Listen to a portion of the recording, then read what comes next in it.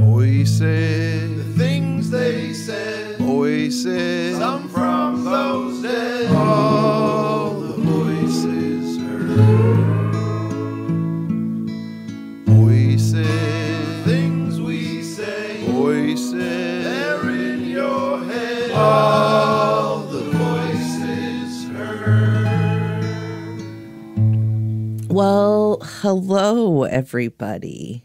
That was such a tentative hello. Let me start over. Well, hello, everybody. It's Shannon. And Flo. And Michelle. Dang.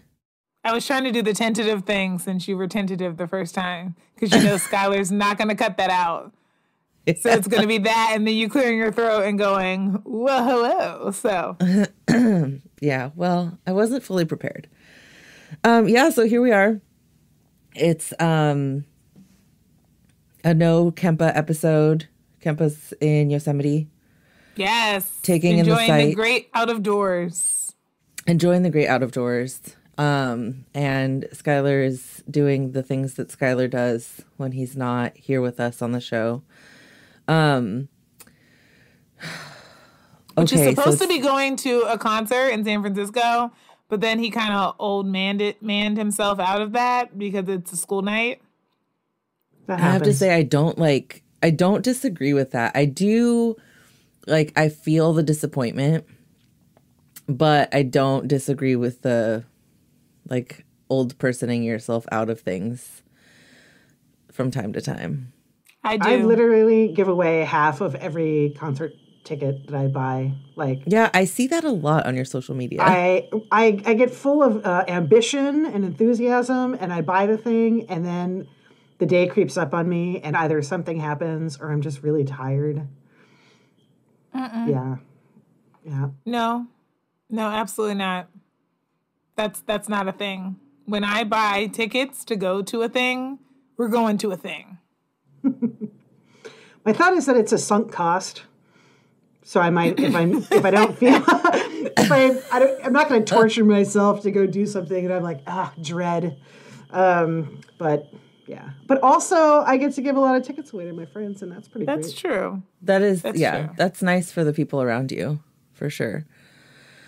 So it's the beginning. It's the top of the episode, which means I'm supposed to say to you that if you like what we do here at Voices River City, we would love for you to support us with your dollar bills.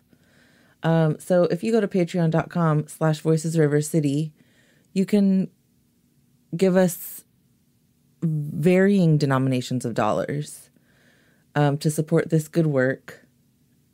And if you give us a higher denomination of dollars, you will receive a gift in return, which is a coffee mug and a t-shirt, and also probably a disdainful in-person hug from Skylar.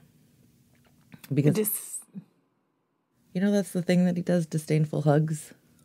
You don't remember that?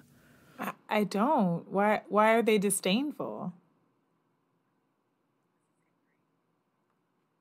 At life? Well, I don't know. I think it was a time. It was like a time in the world when he was giving disdainful hugs. Fine, you can receive a joyful hug from Skylar, a sweet summer child. I don't know, something from Flo would give you a Kempa, hug. and I'd give you a hug. Flo will give you a hug. Michelle will give you a hug. I will give you a head nod, but I will smoke a cigarette with you. So you can receive and a I lot. will give you a side eye if you smoke a cigarette with Shannon, because we're all supposed to be helping her quit. Okay, well, good luck with that, everyone. Shannon has to be around for a while because I need her, and so my interest in her health is entirely self-serving, and I'm okay with that. But yeah. I'm making no promises about my nicotine consumption. But you should visit us on Patreon. You should pledge some dollars. If you can't do that, we get it. You don't have to do that. Obviously, we love you just the same. You should also follow us on all of the social media platforms, Instagram and Twitter and Facebook. And you know what? We're super easy to find. We're Voices River City. So do that. Today, as you heard, we have our guest host and best bud, Michelle Parasite, here with us. Hello. Thanks for having me again. Shit, yeah. Almost any time, probably. And then you got me and Flo. And what are we going to talk about today? Let me tell you what we're going to talk about today. We're going to talk about the SD8 race, Ashby versus Jones running for Senate. And, you know, right now, I think you should probably, on a piece of paper, write down who you think the three of us voted for or are going to vote for. Flo's waiting for all the mailers to come in. And then we'll just see, you know, if you guessed right. There's a lot to talk about, so we look at her. There she goes with her mailers. My mailers. There's a lot to talk about. A stack of mailers for the listeners.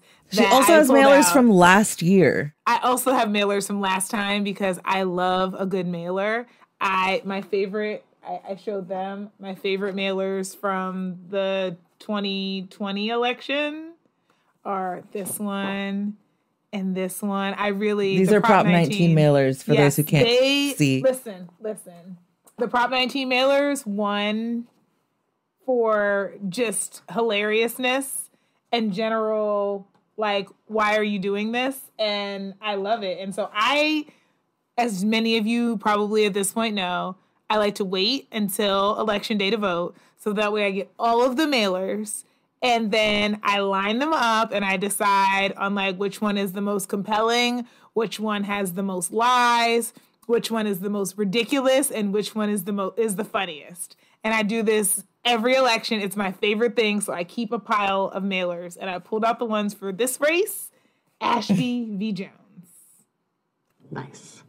Yeah, so I think it's probably what you're in for, our friends and listeners, is a lively conversation. I would say that right now is the time for you to hit pause and go grab yourself a beverage, you know, of whatever strength. I don't know if you're listening to this in the morning, maybe it's a stronger coffee. And if you're listening to this in the evening, maybe it's a pint of whiskey. Or kombucha. or kombucha. So maybe we should just get into it. I think we should probably start with doing like a little bit of a breakdown of just like who these folks are. Does one of y'all want to do some candidate intros? I don't even care who we intro first. Sure. I can take a stab at Dave. Or did you go want for to it? Go, no, okay. I was going to do Angelique Ashby, so that's perfect. Perfect. So Dave Jones, who I affectionately refer to as the greatest American hero, Dave Jones. I'm just going to put my and who I refer to as Dave Jones in my Mike Jones voice. Yeah, so you can see the cultural differences. I'm not even going to pretend to be, nonpartisan here because I'm a Dave Jones fan. So he starts his career as a legal services attorney defending low-income people. He does that for a few years. He does a very fancy internship at the White House under Janet Reno, the AG at that time. He comes back to Sacramento. He becomes a city council member. He becomes an assembly member representing Sacramento, and then he becomes the state insurance commissioner. He rolls out the Affordable Care Act, large pieces of it, and,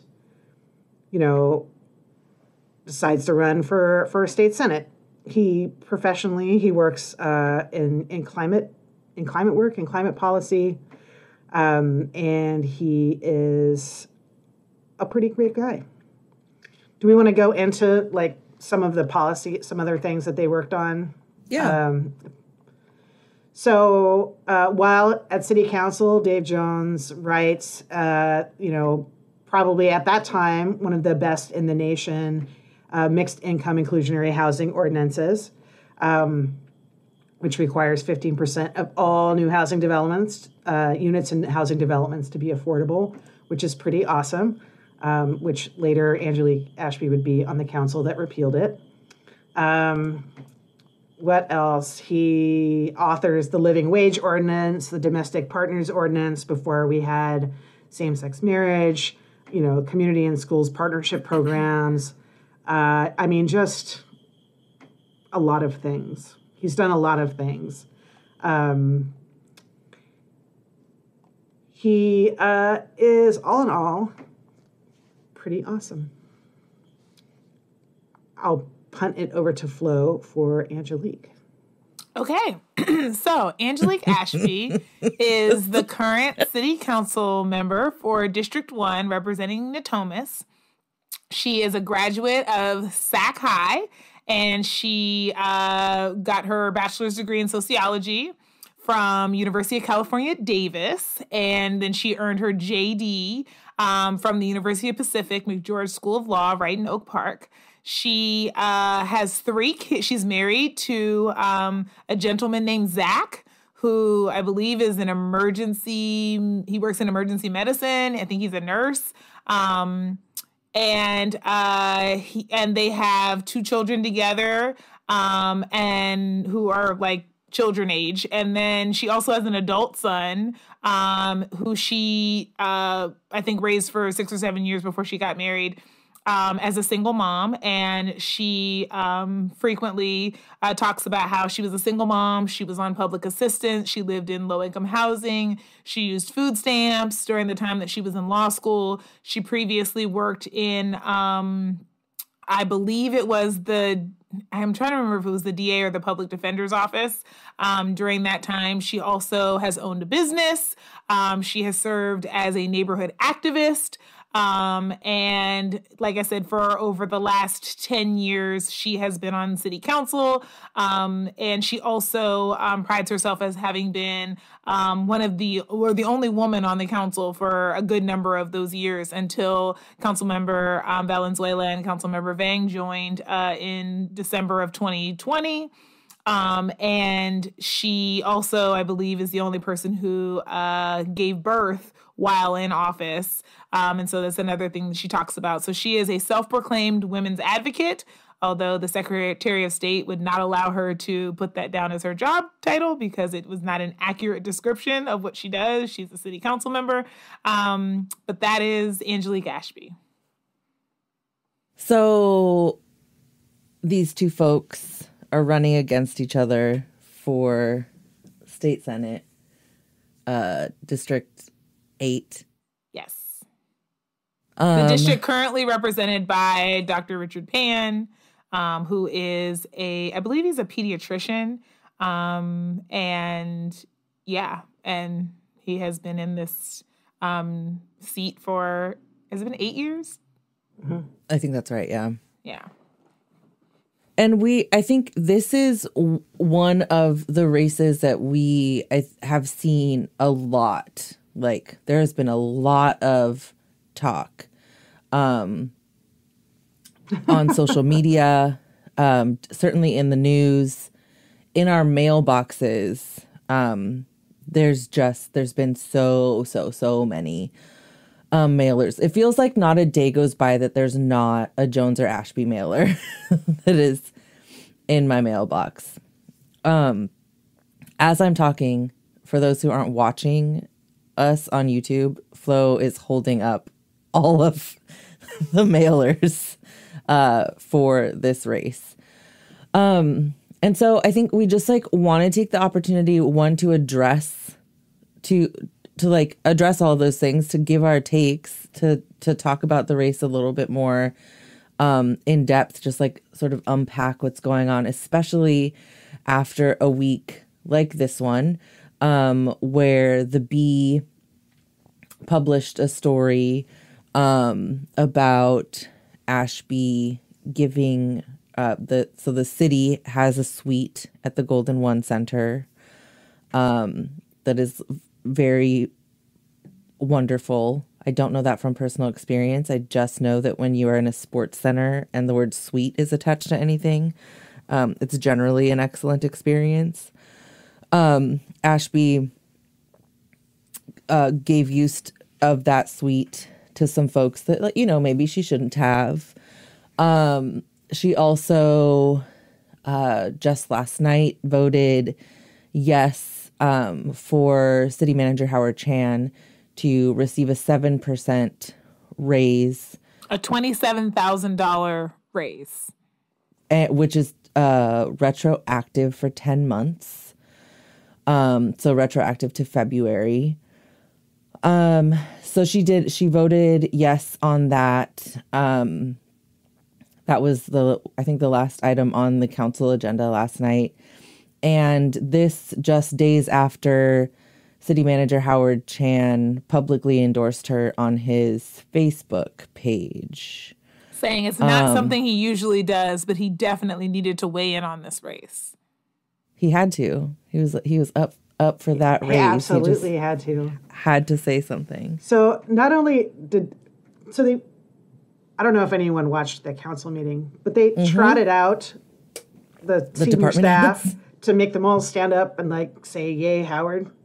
Okay, but when you say they trotted out the department heads, Ashby called them out and asked them to stand. Yes. Yeah. Yeah. This is the type of thing that she does, though. Right. So I think, there is a lot of talk about, I think the sort of like the hinge in this race is, especially for people who find themselves on the left, for progressives, the conversation is, why would we endorse or vote for Jones over Ashby? Because this has been a thing. It's been a thing that's come up all over Twitter. It's a thing on Facebook where it's like, why aren't we voting for the woman candidate? Hashtag for our daughters. Yeah. I have been in the Capitol, and there are no parts of the Capitol or the legislative process that you work with your vagina. I think representation matters, but not at the expense of values. It can't be that, right? Like, Of course not. She's going hard on the woman thing, and that's important. Of course it's important. But it can't be the only thing. I find that particularly in her advertising, she's like pretty deficient in talking about what she's actually accomplished. And for people who've been watching her for a long time, a lot of it rings like bullshit. Like calling herself an affordable housing advocate is laughable. Mm-hmm. She came into office, she was sworn into office in like November of 2010. The point in time count in 2011 was 955 people. The point in time count this year is nearly 10,000 people. Yep. And in that time, what did she do? What did she really do? I mean, she says, I want housing for women and children, and that's great. But we don't just house like the deserving, sympathetic poor. That can't be the only thing we care about. Yeah, I think there's a real toxicity that comes with her messaging because it is so specific to her being a woman who cares for women, but actually when you look at her voting record, when you look at the narrative of which she is a part, she is consistently making decisions that harm Black and brown women. So this is not to say that Angelique has not made decisions or participated in action that has supported, or helped poor women. Certainly she has, right? Certainly she has gone out and helped people get into shelter, or, she's helped with, finding missing children. She's helped with, she has certainly helped in very circumstantial ways. But we are talking about a person who, when you look at the landscape of their decision making, their policy choices that affect entire communities of people have been incredibly harmful.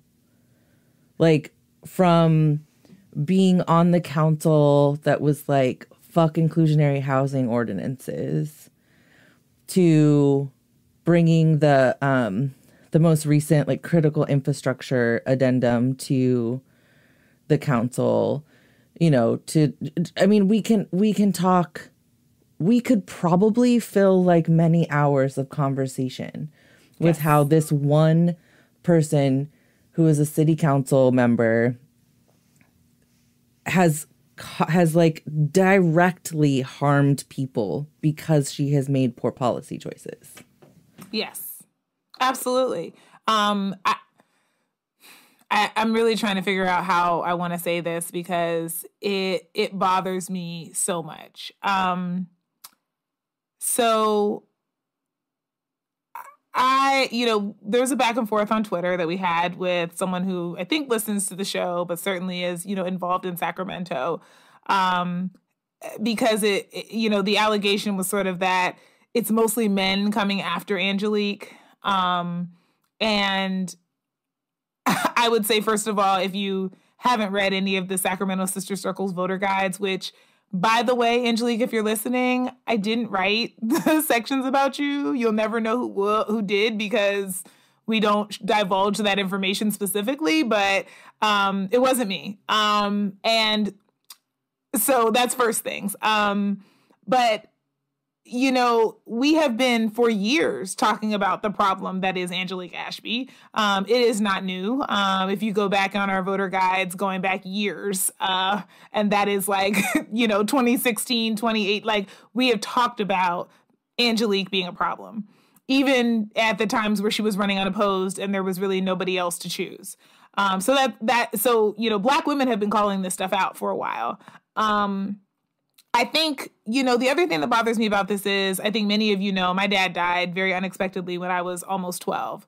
And so for, the last almost 30 years, my mother has literally been a single mom, and has not, in the same way that Angelique, for the very short 6 years, probably 4 of which she was actually a single mom before she started dating and then married her husband, like, she just has very opportunistically left out the fact that most of her oldest son's life and all of her other 2 children's lives, she was not a single mom. And that it's been well over 20 years since she's been a single mom. And that I would expect somebody who had that experience, however short it was, and who talks about it as much as she does, to actually then pass policy that would benefit single moms.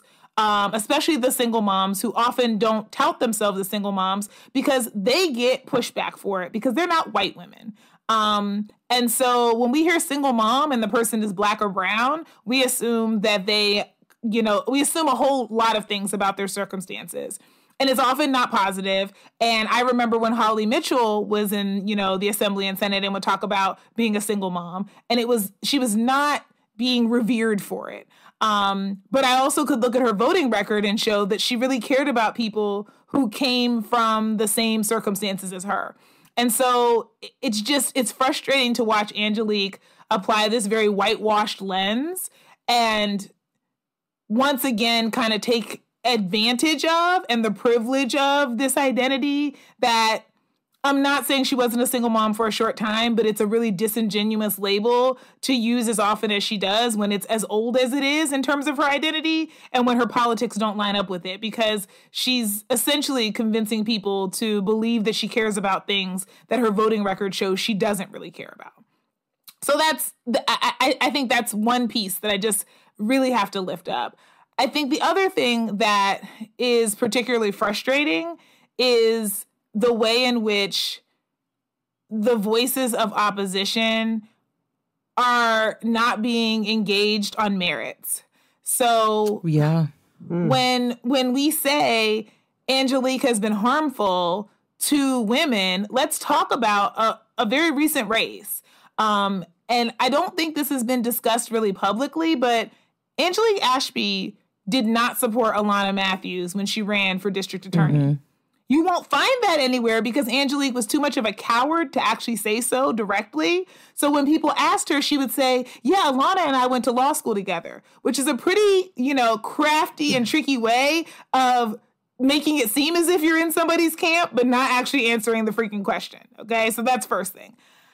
But it would be one thing if she took a neutral position, but she supported Tien Ho and, behind closed doors, and then badmouthed Alana to anyone who would listen. And we have that on good authority. So, people have come up to us and said, oh, yeah, this is what Angelique said to us about Alana, right? So the idea that here you are, supposedly the women's advocate, so much so that you wanted that to be your title on the ballot, and yet you had the opportunity to support a woman for the only countywide office that would have been held by a woman, and you didn't. And listen, everybody's entitled to make their endorsements. I've gone after people for their regrettable endorsements, but she could have her reasons. But the reason why I call BS is because in 2018, she and the entire city council endorsed Anne Marie Schubert for DA, a Republican woman who has not done nearly as much as Alana has for supposedly the things that Angelique claims to care about. And so that one really made me angry because you can find time to fully endorse, back and support, put your name on the line for a Republican harmful woman, but you can't find your time to do the same thing for a Black woman who, by your own admission, you went to law school with. And who many of your supporters were also supporting. And you knew it was a bad look, which is why you never actually came out and said you weren't supporting her. And so that to me was kind of the nail in the coffin for the Angelique. It was like, oh, you are so awful as a human that you don't even have any basic morals. Like that's just icky in so many ways. And I would have respected you more if you just said, hey, Alana, I'm not supporting you, and said, publicly, I'm not supporting Alana Matthews. But to pretend you were and quietly not, yeah, kick rocks. Yeah. I'm going to take it back a little further to the KJ years. Mayor Kevin Johnson, some of you may recall. Some of you may recall that Mayor Kevin Johnson, had an inappropriate sexual relationship with a child, allegedly, in Phoenix when he was playing basketball there. There's police recordings. There's recordings of the young victim talking about her experience. I was a member of a group called the Sacramento Collective for Women's Rights in 2015. That was trying to hold, there was some, this is pre-Me Too, and things were a lot harder then. Yep.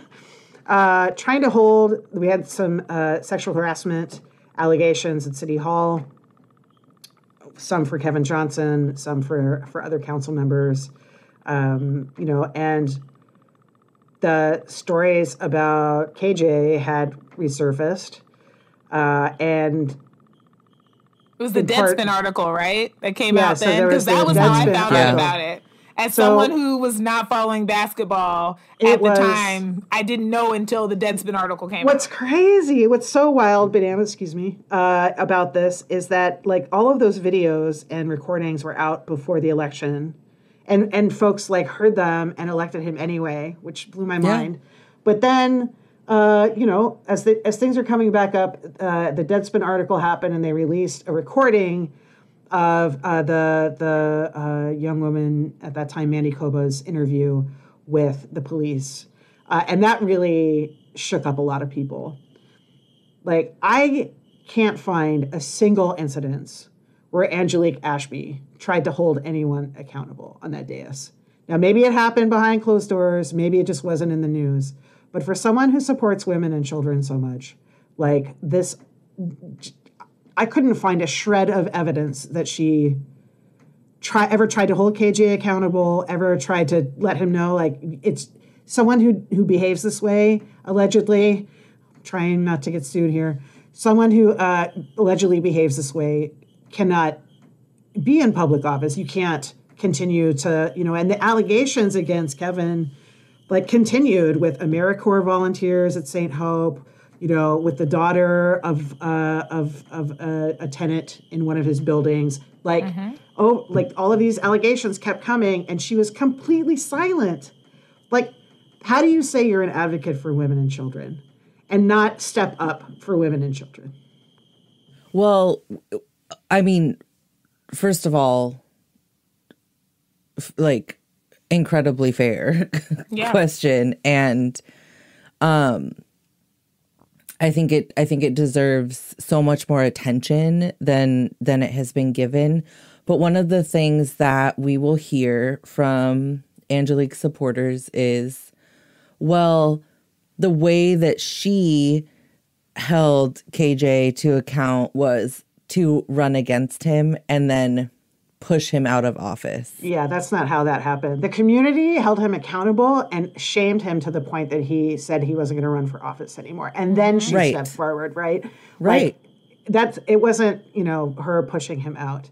You also, I'm sorry, but like the whole, like, we're not giving her enough credit for the really hard work of, running against KJ during this time. Like, that's not what that decision does is it just adds to the bank of Angelique's self-interest, right? Like, it's not a situation where she's like, I'm going to do what's best for the community, which would be to enter into an accountability process, to like call or to like push him to enter into that process, to call it what it is, to call his behavior what it is, which is fucking atrocious.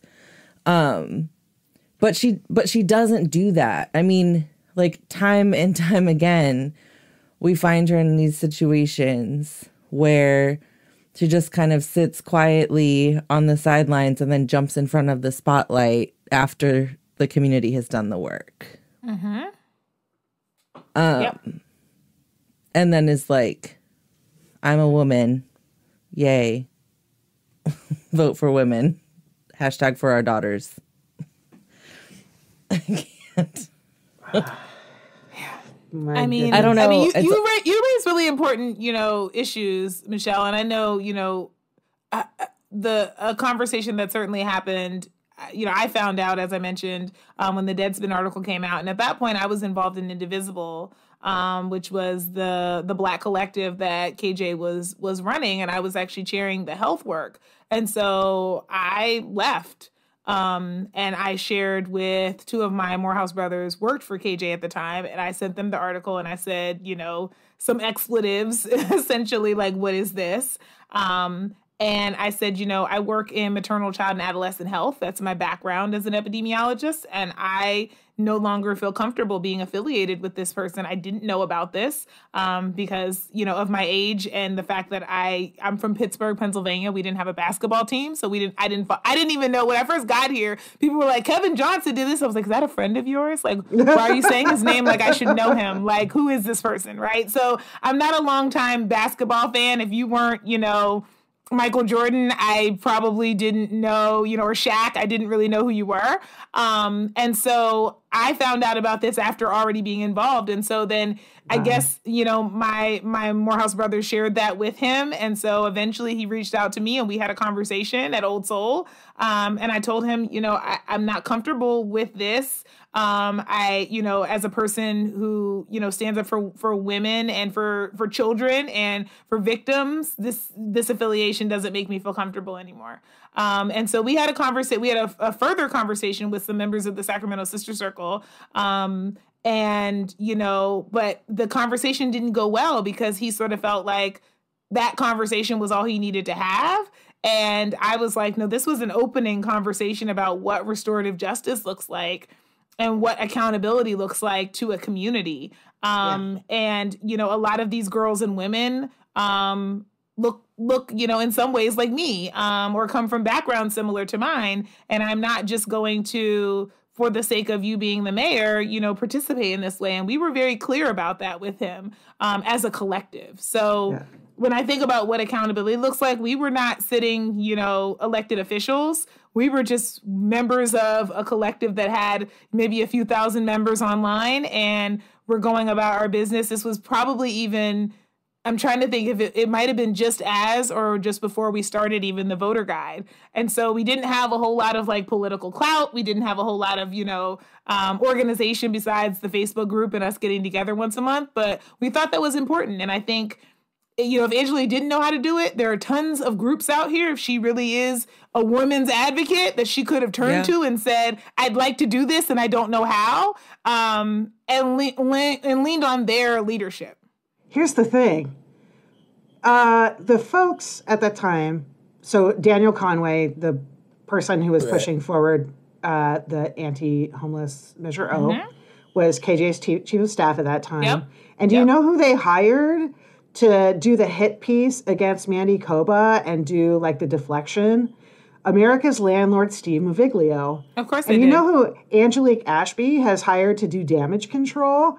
Steve Moviglio, right? So Steve Moviglio, if you Google this, just Google Steve Moviglio, Mandy Koba, you will see quotes in the newspaper about how with Steve Moviglio saying whatever, politicians in Sacramento get drunk and act crazy all the time.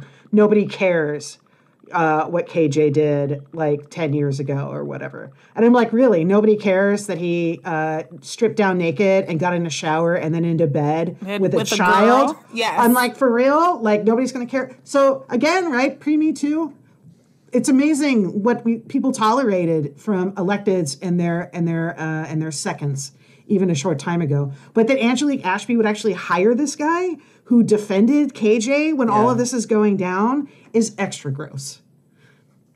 Were there no qualified women, Angelique, to do damage control for you? Or was that who Big Oil gave you money to be able to hire? Like, I'm really just confused. I mean, the issue, it continues to go back to the issue of, like,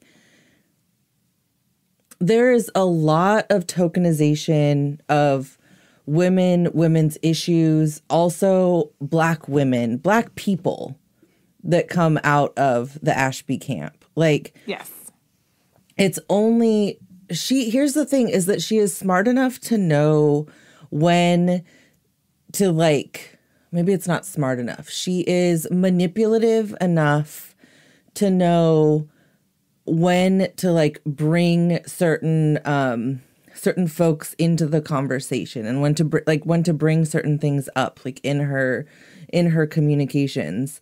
But she will do that over and over and over again. But when it matters, at the end of the day, when it matters in terms of policy choices, when it matters in terms of giving audience to people with, like, very, like, merit-filled concerns about her leadership, she will not do that, right? Like, so that's what, like, it goes back to this, like, fucking toxic campaign that she's running that pretends to give a shit about women, that pretends to give a shit about specifically Black and brown women, but at the end of the day is still continuing to silence and actively participate in the erasure of their voices in this community. Because it's all about elevating.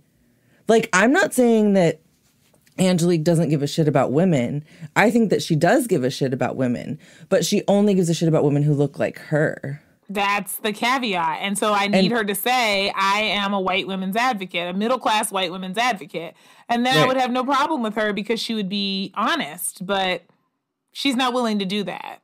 I mean, we even take that to, like, if we're talking about, like, issues of homelessness and housing, right? Like, her policy choices are so, like, they are so in line with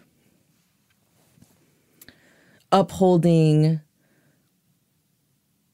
just, like, the systemic racism that exists in this community, which is, like, if you can show up in a certain way and behave in a certain way, and if you look a certain way, then you can have this shelter bed or this motel voucher or whatever.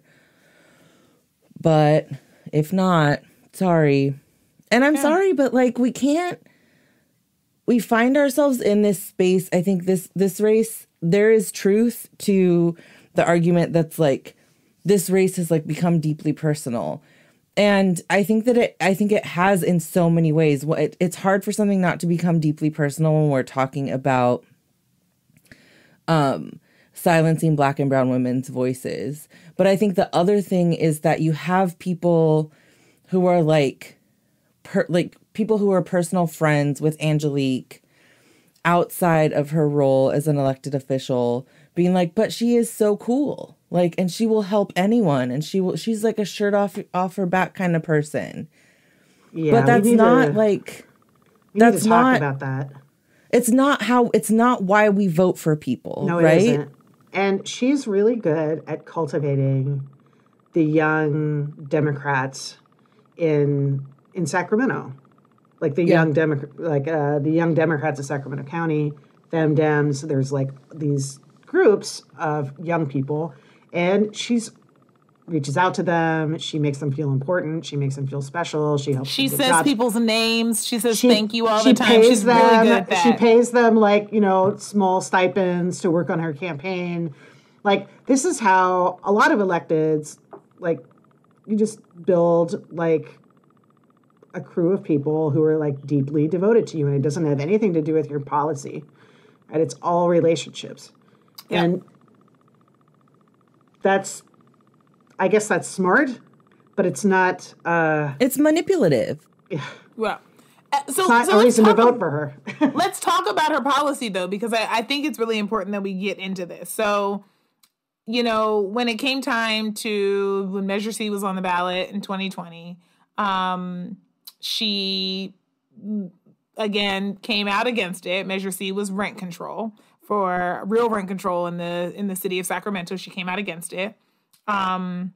She came out recently in support of adding schools to the critical infrastructure list so that they could be places that could be swept, so that people experiencing homelessness can't be near them, which there are a lot of schools in Sacramento, so that really like significantly impacts, where people can rest. And we know we don't have enough shelter for people right now. She did not support affordable or the living wage work, even though she will claim that she did, but she did not. When the mayor put out the charge for everybody to find, shelter in their districts, she initially refused to do so, and then came around to doing something for women and children only, which on its face seems helpful, but that creates a lot of barriers for families.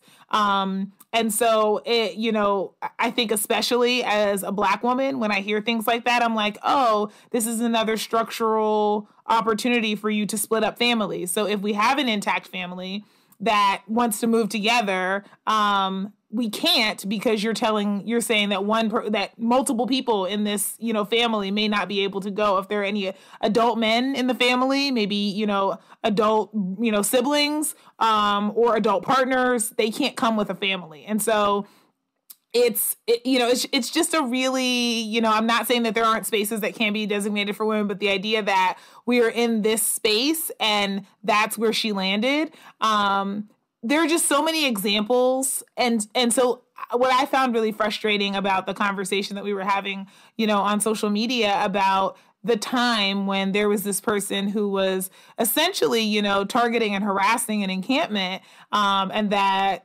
some of the, direct service providers reached out to Angelique to be able to get some support. And it was great. She was able to get that person removed without disturbing the encampment. But her job is a policy job. She is not a direct service worker.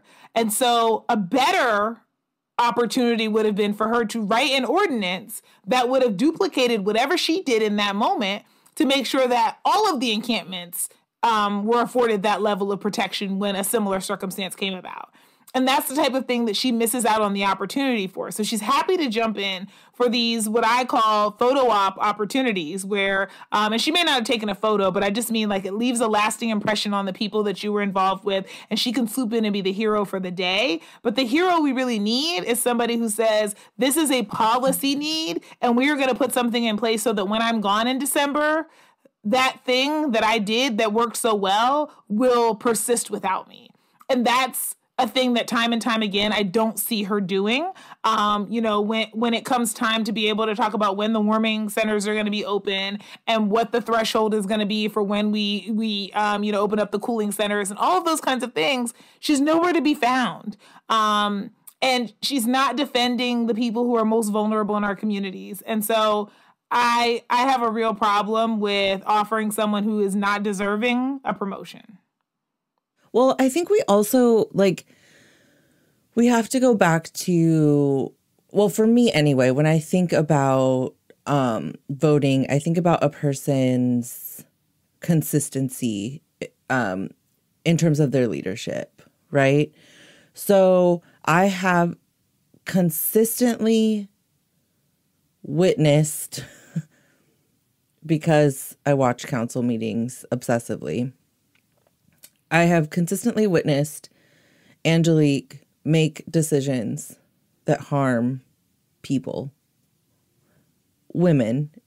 We can bring that up because of the whole women's advocate thing. And I have very infrequently seen her boots on the ground doing that direct service, right? And as you say, Flo, she's not a direct service provider, so that's a thing. But I think the reason that stands out to me is because it's really easy to use these one-off experiences that people have with her. I think it's really easy for us to be like with anyone, right? You have a super good time with somebody at a bar and you're like, I really want to hang out with that person again. And then you hang out with them again and you find out they're a total asshole because you were actually hanging out with a different version of that person because, you were hanging out at a bar or whatever. Yeah, Angelique is really good at showing up to get shit done in these here and there moments. I think also because she understands that she is going to be able to leverage that action at a later date to make herself look like a better leader than she actually is. And I don't know if Angelique is a shitty person. I don't know her, but I do know that she's a shitty leader and that this community, in such a time as this, needs someone who consistently shows up to do their job, which is the policy work. So let's talk about that person because I think Dave Jones is not just not Angelique. I think he's actually a good option. And so I'd like for us to close out having, talked about all the things, what feels like a quid pro quo with Howard Chan coming out and and saying, oh yeah, Angelique, and then her voting to give him a $27,000 How is that raise. Okay? I just many of these things are just y'all really living on the edge. Her giving out these box seats to all of these leaders that she was trying to court for endorsements. It's a mess. So I think we detailed the mess enough. Now I want to get into the Dave Jones is a good candidate. And has really been on the right side of things and has demonstrated, I think, in a lot of ways, some real leadership around when he was insurance commissioner. And even the ways in which he's learned from past mistakes. When I asked him, up front, so are you going to take, police money and that sort of thing? He was in the past I have. And he was but I don't feel that's the right thing to do anymore. And so I don't, and he was and I kind of learned that lesson when I was insurance commissioner and I didn't take insurance money because I needed to regulate that industry. And that was really important. And then I started rethinking the ways in which I fund my campaigns. So that's just an example of the type of person that he is and being able to learn from, I don't have a purity test. I don't expect you to be perfect, but I do expect when you know better, you do better. Yeah. And I feel like Michelle wants to add in some things about Dave. I do. And, you know, I've been getting to know him a little better. I've been throwing events for him at my house. Let me just start there. Yeah. And he comes to these events, and he doesn't have to. And he stays and he talks to everybody. Even when there's like 5 people left, he's still like talking to folks. And he wants to hear about what they care about. He wants to hear, you know, what their concerns are, like what their hopes are. And it's not bullshit.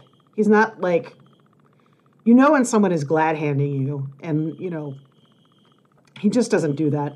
But, you know, we were talking on Monday night about why Jerry Brown supported Angelique. And he wasn't entirely certain, but he had a guess that maybe it was when he was insurance commissioner, you know, the then Governor Brown, you know, didn't want drug prices to be quite as low as Dave thought they should be, and put his foot down and basically just said no. So Dave reached out, you know, all across the state to different newspapers and asked them to do, you know, editorials about why we needed cheaper prescription drugs in the Affordable Care Act implementation here in California, undercover California. And it worked. In that pressure helped move the governor. But also, Dave thinks, you know, maybe that's why, you know, but that he is willing to step out and do something like that, right? So I'm an organizer in my heart, right? And that is just good organizing, right? You're trying to like change public policy, change someone's opinion about something that really matters, and you take risks like that. And so it meant a lot to me that he was willing to take like at great personal risk to his career at that time, you know, because that's going to follow him forever when you make a governor mad, you know, to do the right thing, right? And anybody who starts their career, you know, in legal services with low-income people, like spends, I think he was in legal services for like 8 years. You know, that's a day in, day out, like defending people from eviction, helping people, you know, get by in a legal system that is not designed for them, right? We have all of these laws in America, right? And almost none of them apply if you can't afford to enforce them personally, right? Unless, you know, it's criminal law, right? All of these civil laws, there's nothing that you can do if you don't have money. And that's what a legal services attorney is for, to help people who don't have money enforce their rights. And I think that experience has influenced every other part of his public life. Because when I talk to him, I watch him and I hear him say the things, and I'm like, oh, you've really thought about how this is going to affect low-income people. Like, you've really thought about what is going to happen, you know, if we do X, Y, Z. And I just don't, I try not to even compare him to Ashby. They're such different people. But, totally. I mean, people who know me well know that I have endorsed like 3 candidates in my whole life. So, and he's one of them. I just have a lot of faith in him. And I'm, you know, fingers crossed, maybe I'm a sweet summer child having faith in any elected. But I do have faith in Dave. Yeah. I mean, I'm, again, not a native Californian, so I became, you know, familiar with Dave when he was insurance commissioner, because it was right around the time that I moved to California and really started trying to figure out like what's going on in this place and who are these people and what's, you know, what's happening politically. And I worked at the Department of Public Health, and the Affordable Care Act was actually one of the first, you know, pieces of legislation that I worked on in terms of helping to submit the testimony to the Institute of Medicine for the preventive services for women. And so was paying really close attention to what was happening with health insurance and a lot of, Dave's career moving forward, and was just really appreciative of the way that he fought to make sure that the protections that were supposed to be in place were in place, that, the premiums were what they should have been, that, when we think about like, some of the small employers and making sure that they were complying with the Affordable Care Act, because that was a big deal. There was just so much in the way of both money as well as policy that he championed that was very clearly in the best interest of consumers like you and me. To me, that said a lot, because there were so many other states and so many other people, even within this state, that were trying to move in the opposite direction. And I really felt like he sort of stood up as like, a really grounded, like, staff in the wind that was blowing around, that was like, no, this is what we need to do. And that's the kind of advocacy that I want to see. And I think he's shown up in the same way when it comes to, reproductive health, which is obviously a major concern right now nationally. Hopefully it won't be as big a concern for us in California after the passage of Prop 1. The freedoms that we enjoy right now will be codified in the Constitution. But I just think about what I want in somebody who is going to represent me, is someone who is going to really think through issues and be unafraid, or maybe even be afraid, but stand up to that fear, and still try to champion and do the things that are in the best interest of the people who often don't have, major interests in lobbying and dollars and all of that. And so that really says a lot to me about who a person is when they are standing up for the people who can't pay you. And have nothing to offer you, right? Like that to me is the best example of character, because this person has nothing to give to you, nothing to enrich you with, nothing to do to benefit you, and you still view them and their interests as important. That's character right there.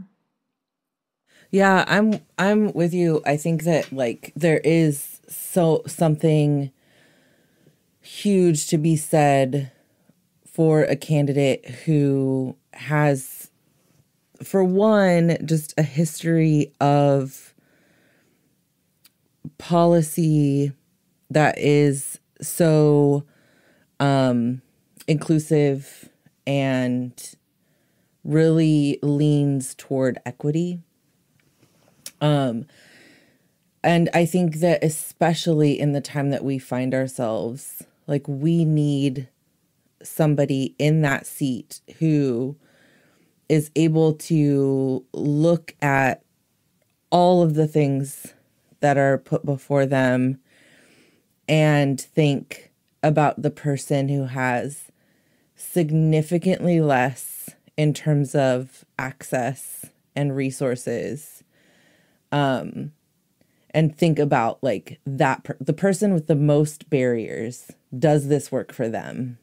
Mm-hmm. And I do think that in Dave Jones, we have a candidate who will do that. And I say that based on his history of leadership, right? Like, that's not just because I think Angelique Ashby is not the person that we should be voting for for this office.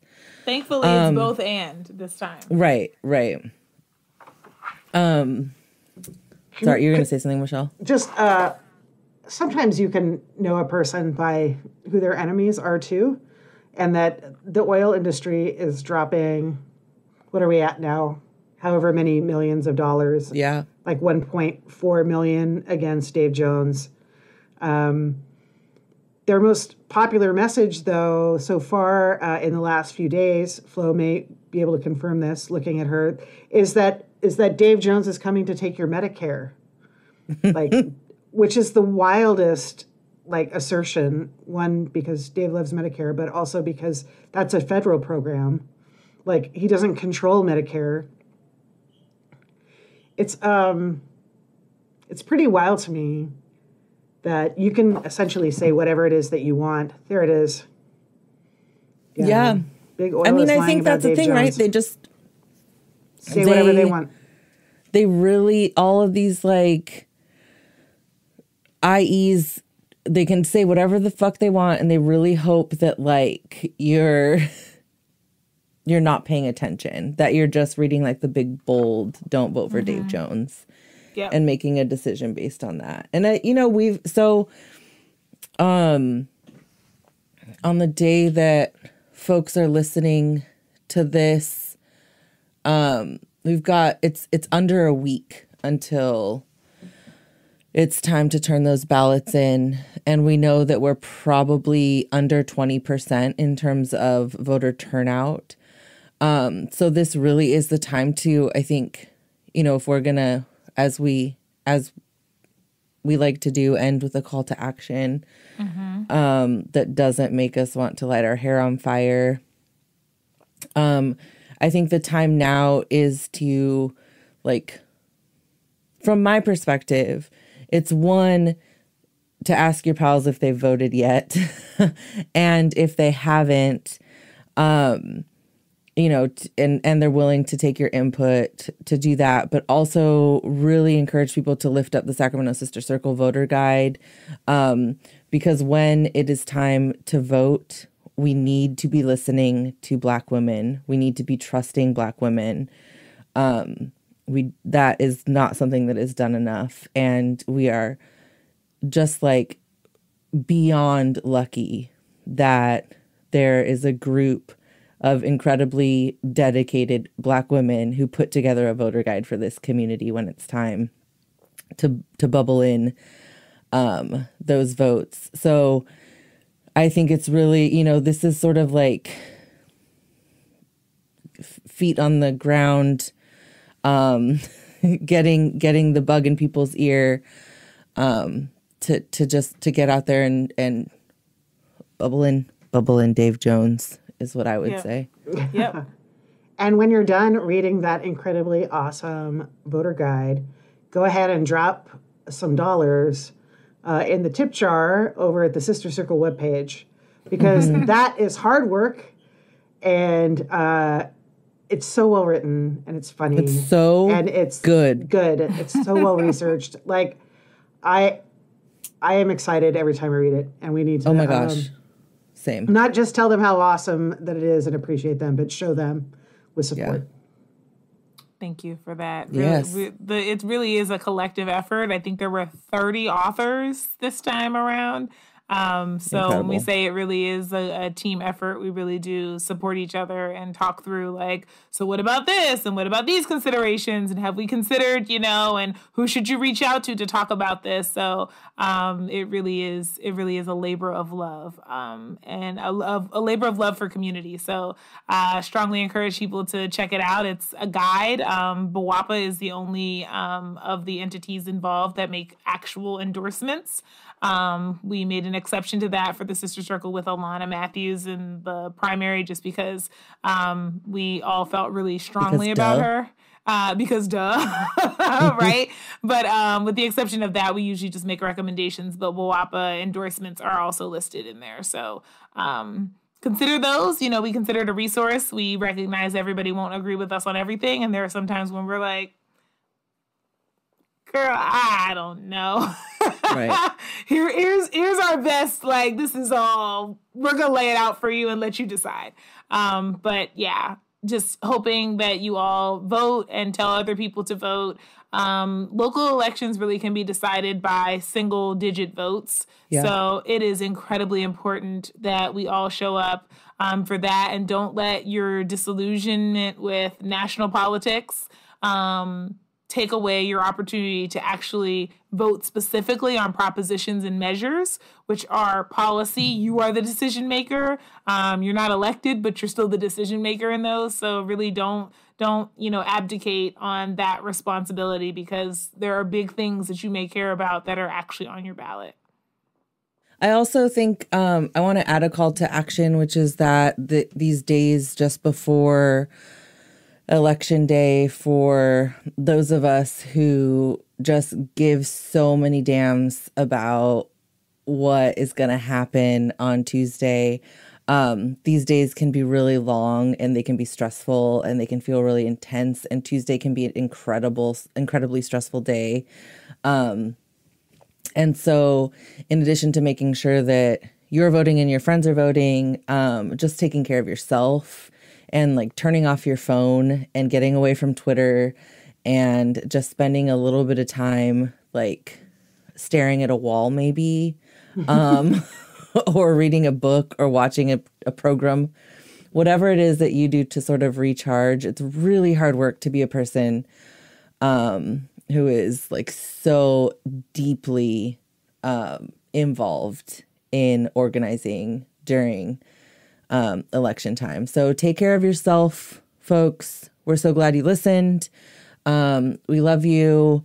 I also want to say that tonight, on the night that we're recording, it's November 2nd, and it is Dia de los Muertos, and I'm about to get off of this recording very quickly and go sit outside with my altar, which includes Flo's dad and friends, and there's music playing. And so to all of mi gente who are out celebrating and remembering our queridas tonight, or if you did that last night,